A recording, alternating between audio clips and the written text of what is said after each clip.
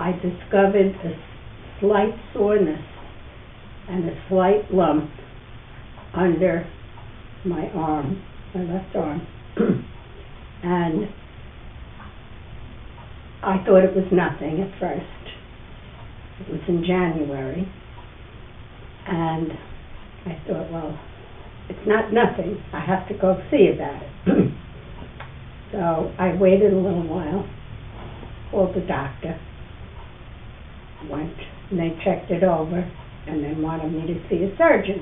Chemo was horrendous, in the fact that they had to do blood work and everything every time you go to get the blend of chemo that they make up for your situation, because everybody is a little different, and they mix the chemicals.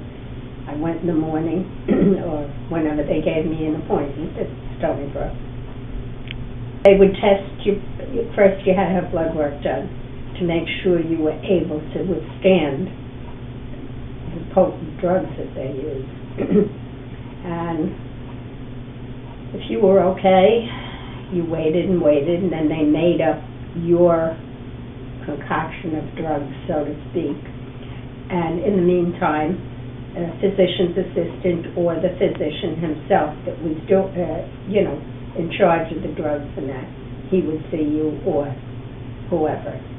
They were wonderful. They gave you a certain type of checkup and, asked questions to see how you were feeling and responding. And I went for my chemo. There were many times I went.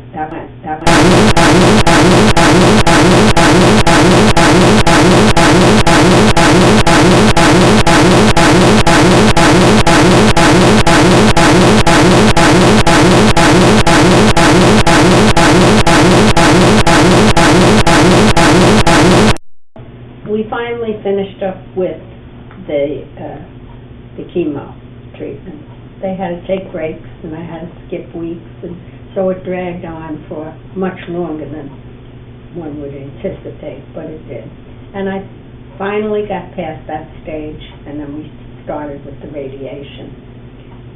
And that was every day for 6 weeks, I believe, except Saturday and Sunday. I went to that. And nearing the end of the treatment, which made you feel exhausted, as the weeks went on.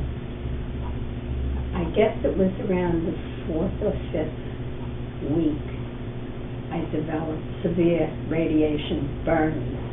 The treatment was so horrendous.